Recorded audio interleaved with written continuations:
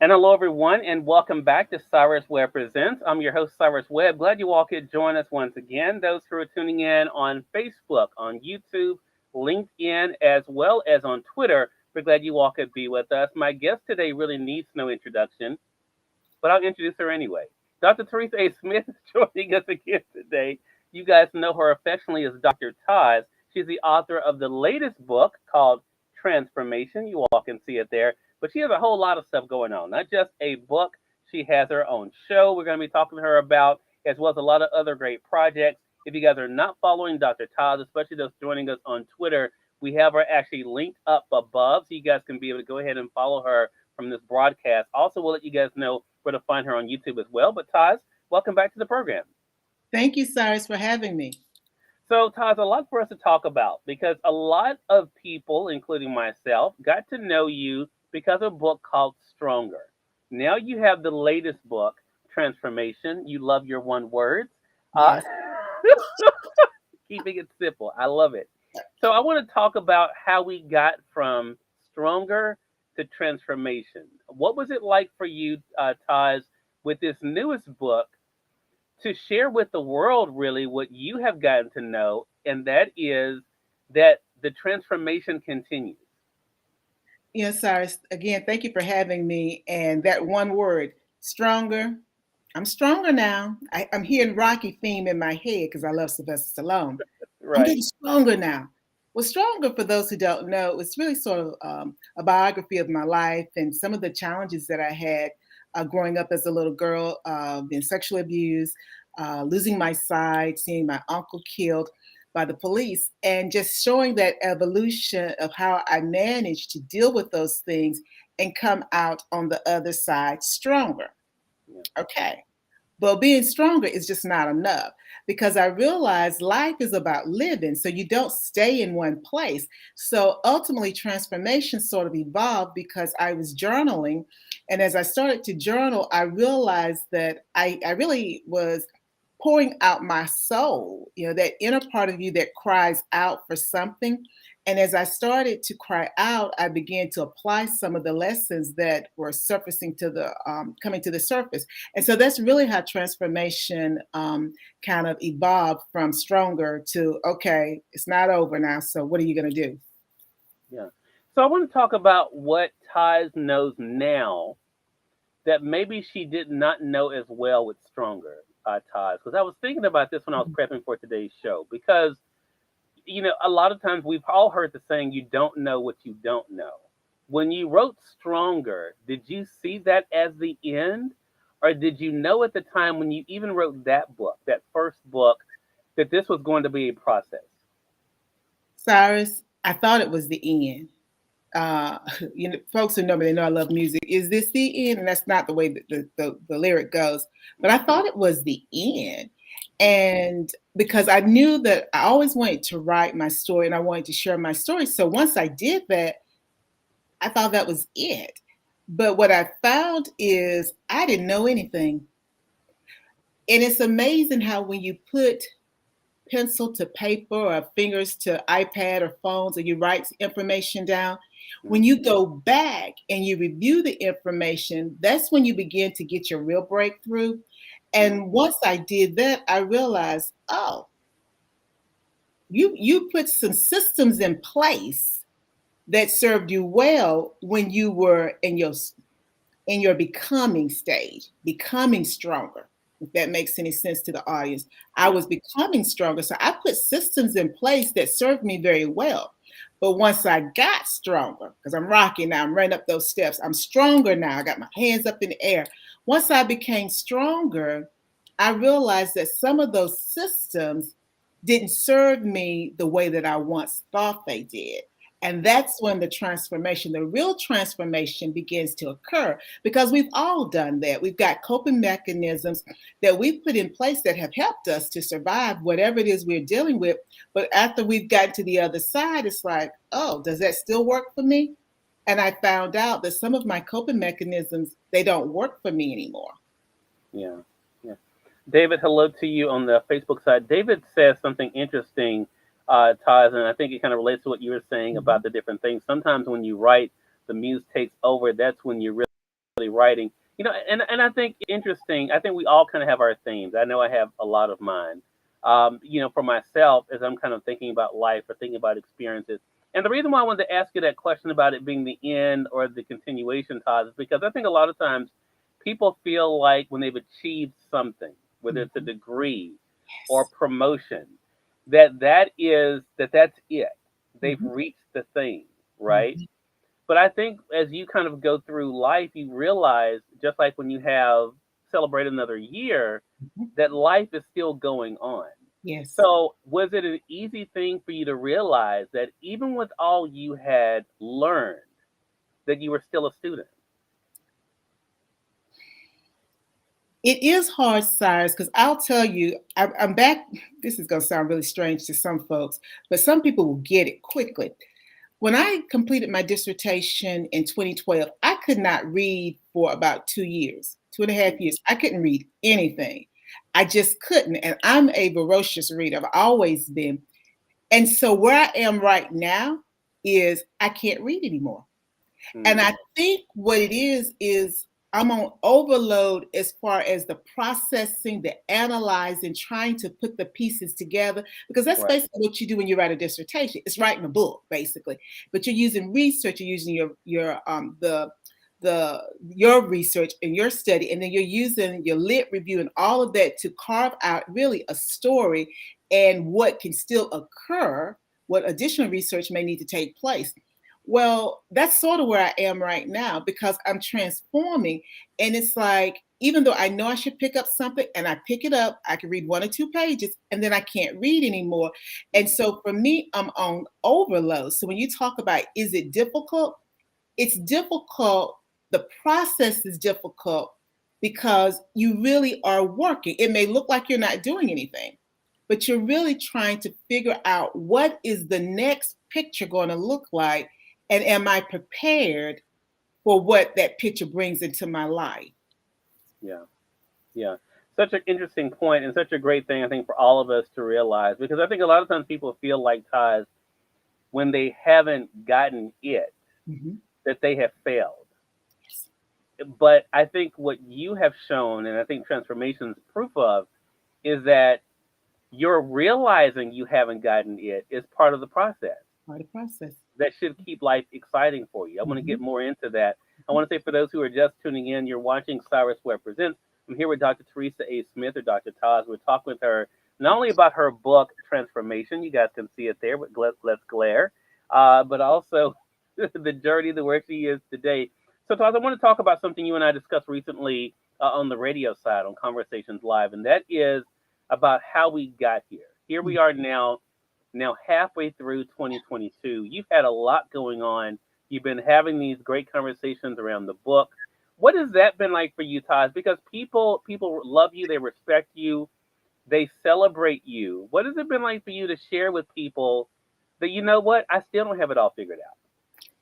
Cyrus, I'm going to use this example. I once told a mentee that, from my perspective, guys, one of Mm-hmm. the marks of a good leader is to be able to admit when they are wrong. Mm-hmm. And so for me, I would do my audience a disservice if I led them to believe that everything is perfect because Yeah. it's not. And so as I'm learning, because like I tell folks, I pick up transformation and I go through it, and it's like, oh, it's like yo-yo dieting. You back there again? Yeah, I'm back there again because I've got another situation that's occurring. But Yeah. to me, to be authentic with my audience, I have to share that I struggle just like they did.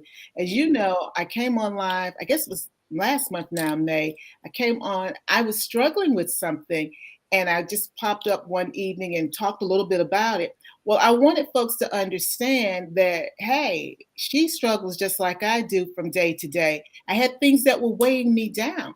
Well, it's liberating to be able to express it because I was expressing it to those who were closest to me and I was writing about it. But to share it with the audience, it meant more because now they realize if I'm feeling a certain way, that's okay. Other people who are feeling the same way or something similar, and it appears that they've got everything going on. Well, we all got it going on. We just have it going on as to where we are in our journey. No one's going on is any better than anybody else. And I believe that when we can get that thought really in our mind and in our soul, then life becomes more bearable and we're more willing to go through the transformation because we realize it's just a continual part of living. Yeah. Do you feel as though you talked about doing your audience a disservice, and I've been doing the same thing, Todd, is really trying to let people say that, I'm having like a really good season, Mhm. but it does not mean there are not challenges. It does not mean that there's not struggles. Most of mine are internal things, not Mhm. external. But I mean, everyone, to your point, goes through something. Do you think we give not just our audience a disservice, but the public a disservice by trying to, people talk about the social media image, right? Everyone wants to look good, and they have the right filter and the right music, and and all, and instead of showing the real, do you think we do people a disservice because people honestly do look at that and say, well, I'm not, because I don't look like that. Do you think that's a bigger thing we all have to be concerned about?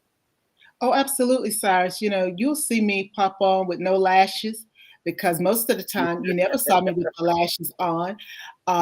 But the lashes now are part of my transformation. So that's the reason you see the lashes on. But you can see me pop on any old time like I used to do on my lives. I would just sit down and have a conversation. Just because I don't have the lashes on or I don't have on a lot of makeup doesn't mean anything's wrong with me, nor should you neither should my credibility be diminished. Yeah. That particular day, I didn't want to put that stuff on. I didn't want to put it on. And you should have that choice. It Yeah. shouldn't be that we have to always fit the mode that society, we used to just say it about society. Now we say it about social media, but we're unique. Hmm. And we should be able to embrace our uniqueness because I want other people to embrace theirs. That's where their strength is. That's where their future is in their uniqueness, not Yeah. in how they look like everybody else or some standard that's been put out there that we've got to check off.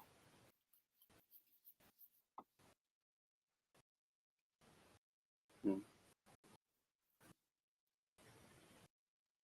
Yeah. Dr. Velma says, so true, Dr. Velma. I appreciate that. I think too, Todd, and I appreciate you saying that. And I think, for people out there who are getting to know you, have watched you, what I had loved and respected so much about you in the time I've known you is that you do bring the real, and you do, show the journey, for one thing, which I think is so important for people to know, that we don't just wake up and everything is perfect. And even if things are going well, they're still not perfect, right? It's still a process. But you have been pushing yourself this year. I've been pushing myself this year. Taz, you've been doing it too. You have the new show, Transform with Taz. You've been doing things on the influencer level. People have noticed a change on her, even her Facebook. She is a digital creator. She's embracing that. So, what has it been like for you to embrace these new things, Taz? Cyrus, they're great. As you said, I keep it real, but I have to tone it down for the public audience. But because I'm a real person, not an avatar. It's great, but let me tell you, yeah, I love movies. I love music. And I'm hearing right now in my head, with great power comes great responsibility. Now, maybe Hmm. misquoting it, Yeah. but as you climb a different ladder, the pressure it comes.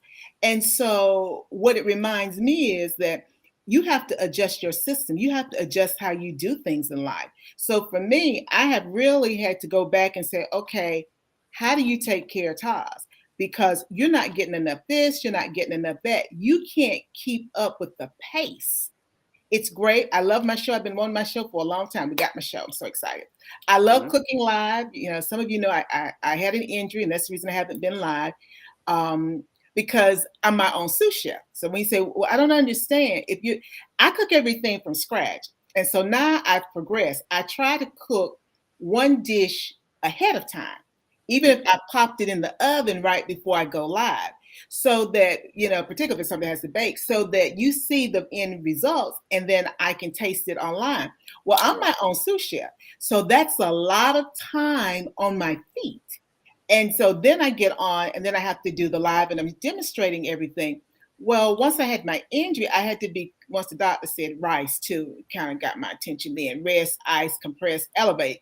Then I realized you can't spend 4 or 5 hours prepping, cooking, then turn around and cook live and then think things are going to go the way they should because you're going to be worn out physically, which means then when it comes to my mental capacity and being engaging, I'm just being truthful, guys, it's not going to be there because I'm going to be slow because of the physical component.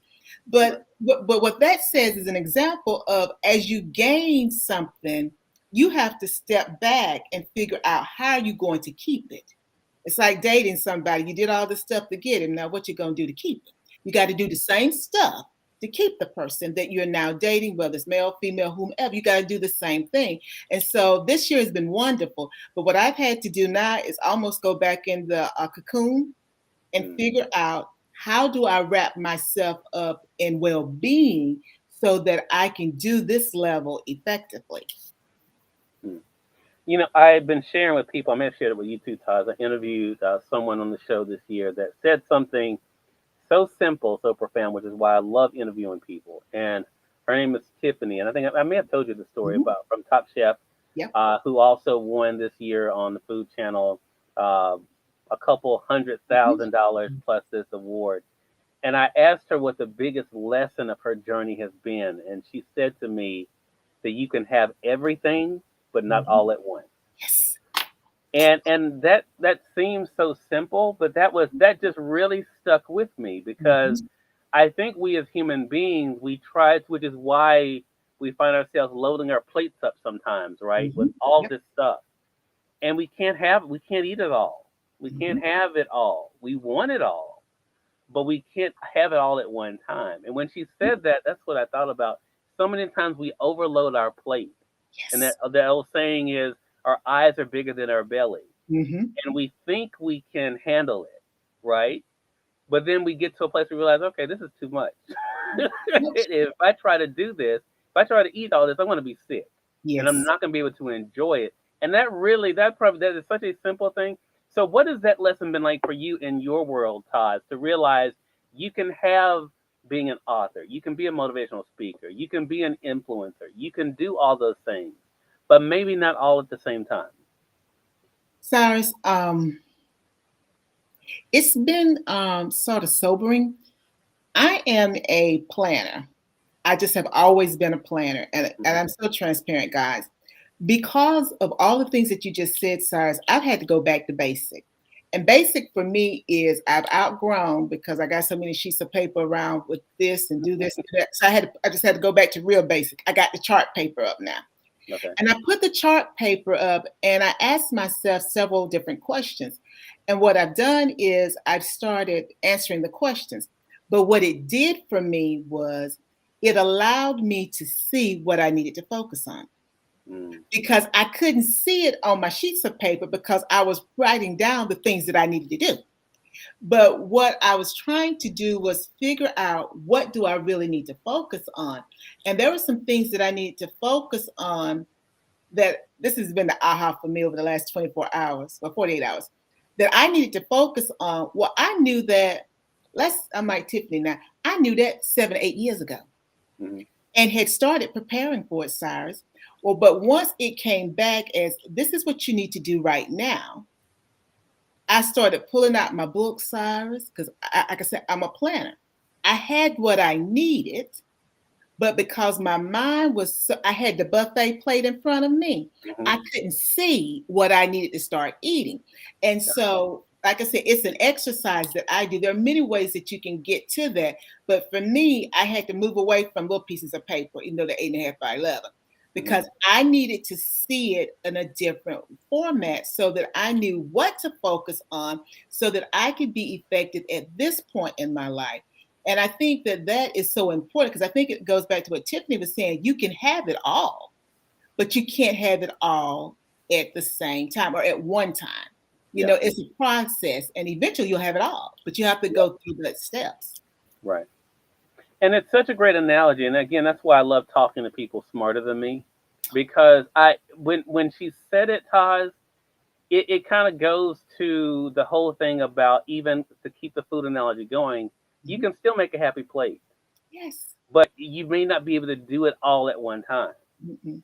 But you break it down and you're able to do it, and you're able to enjoy it. Actually enjoy the process of it. Mhm. Mhm. Enjoy the taste of this and what this is like before you go on to the next thing, right? Mhm. My problem is, being transparent, is that I love everything. Mhm. I love everything. Mhm. So I have to be careful with me saying, Cyrus, no, you can't spend 4 hours on Amazon Live today because you have 2 hours of radio to do today.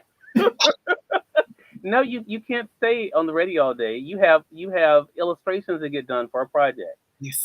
or you have an article to write. So, and that's my challenge, is that I literally love every part of the journey, Mhm. and I could get lost in one part, but then I understand too, if I do that, I'm neglecting something else that has to be done too. And I think, and I share that because I want people to know it's okay to want to do different things.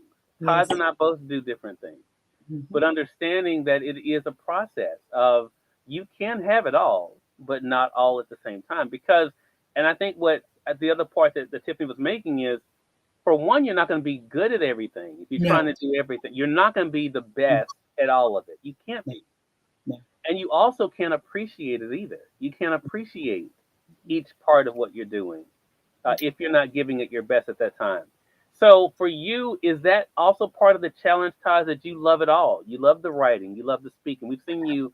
I love those speaking clips that you shared from a recent event. Mhm. That you love all of these components, like you mentioned, like cooking. You're great at interviewing. Is that also part of the challenge of balancing all of that too? It is, Cyrus, because I, I I love it all, and I want to do it all. And Mm, when we talk about the food analogy, and I just thought about it, aha moment. I had the gastric sleeve surgery, so I eat from a little saucer because I mm, only eat a little bit, and I can and one it looks full, and it's enough food for me. But when I think mm, about even like holidays, let's go Christmas or Thanksgiving, because the fourth is kind of different. But you want a little this, a little that, a little that. Well, it's a whole plate of food. Well, people who haven't had my surgery, they can eat all of it at one time. But what I do is I eat on my real big plate all day long mm. till everything is gone. And you're right, you savor whatever I'm eating at this particular meal, I savor that. And because I know that my system, my stomach cannot handle all of that at the same time. Yeah, So for me, it's almost like we've been talking about that reprogramming, getting a different download. And mm, if you know software, guys, it takes a while for you to get accustomed to the new software. And I yeah, think that's where I'm at. I've gotten the download and now trying to figure out how do you operate, and I'm chuckling because Cyrus know how I'm with technology. How you operate this new software so that it matches where you are at that moment. So again, yeah, it's a struggle for me because I'm good at a lot of things and I like a lot of things. I'm passionate about a lot of things, but yeah, I can't be passionate about everything at the same level yeah, at the same time because it's just not enough of me to go around to do a good job or to do an effective job. yeah. Dr. Velma says so true. It's about appreciating every step, and that is it. And I have to work on that. I'm not very good at the. I'm a great worker. I Mhm. tell people I would be a great number two. I don't have to be number one. I'm if you give me an assignment, I love working, so I'm going to Yes. do the job. I'm not as good at celebrating. I'm Mhm. not as good at that part of it, and I have to get better at it. And I'm trying, but it's not easy. Mhm. Because I just like to get up and work. I don't think about the reward. So when I get the reward, it's like, oh, I get paid too. Yeah. I get to do this and get paid. Yes. So and I have to work on that part. But I think again, that's part of the appreciation of the journey, right?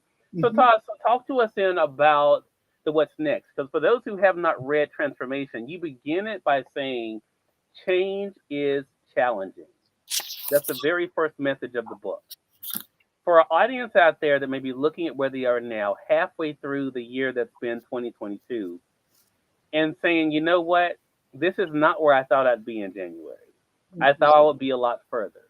Or if anything, it seems like I haven't moved, or it seems like I've gone backwards. What would you say to them about how to start today, getting where they want to go, or at least getting on the journey to where they want to go? Well, sorry, it's the first thing you just got to start.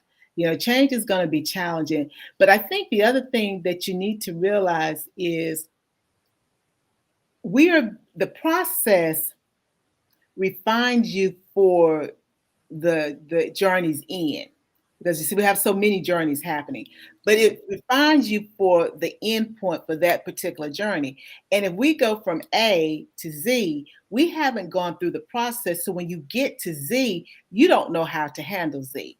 And so when you talk about where I've started at, because I started the year, this is 2022, this is 2022, Teresa, I'm different this year. And I had to go back to that last week because I had to Mm, say it because I know it, but I had to say it in a meeting because it was a reminder for me that you're different. So you have to respond differently. But keep in mind, I still have to be prepared for where I'm headed. And the worst yeah, thing I think is to get what you wanted and then don't know how to manage it or yeah. how to savor it if we were talking about the analogy of the food, how to Mhm. enjoy it, how to actually utilize it. And so, you know, if I stop and think about it, I've made great progress this year, but I've made the progress that I should have made in the time period because let's be real, I'm not ready. And some Yeah, people say, "You're not ready." No, I'm not. Because mm, I can't conceive yet what it really will look like. Because understand when you get something, you then going to have to shift how you've been doing things. So the question then becomes, am I ready to make the shift or do a different download so that I can be effective in this area? Well, like we just said, Cyrus, we're good at so many different things. I may have to diminish some things in mhm, order to focus more attention in this area. Well, are you prepared to do that? I right. don't know if I'm there yet, but I'm gonna keep, working through the process. So I say to folks, just get started. It's gonna be challenging. There are gonna be times that you're gonna lose your focus, but stay on track. You're gonna run on empty because I'm running on empty still right now, but still Mm, keep, yeah, I'm still empty, sorry. Keep pouring in to yourself.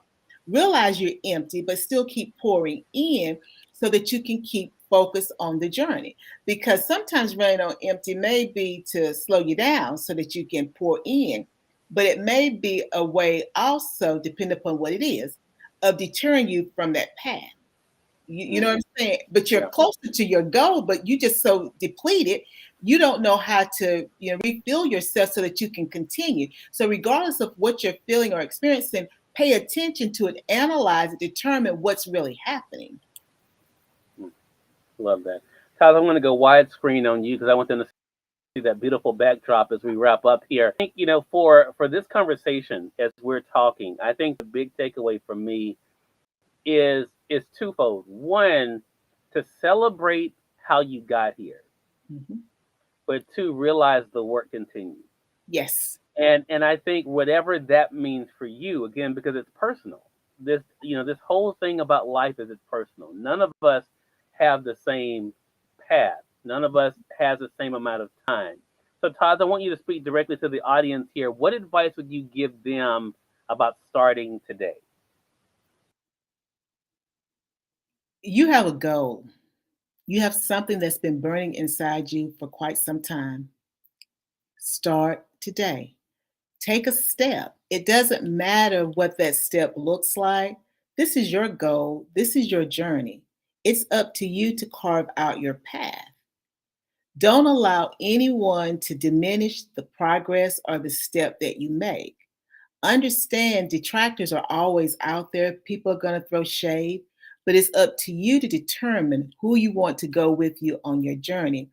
And remember this, no matter how important someone may have been in your life or are still in your life, it doesn't mean that they go with you throughout your life. So, in other words, if someone is not pouring into you and they're always taking from you, examine whether or not that person should be a part of your journey.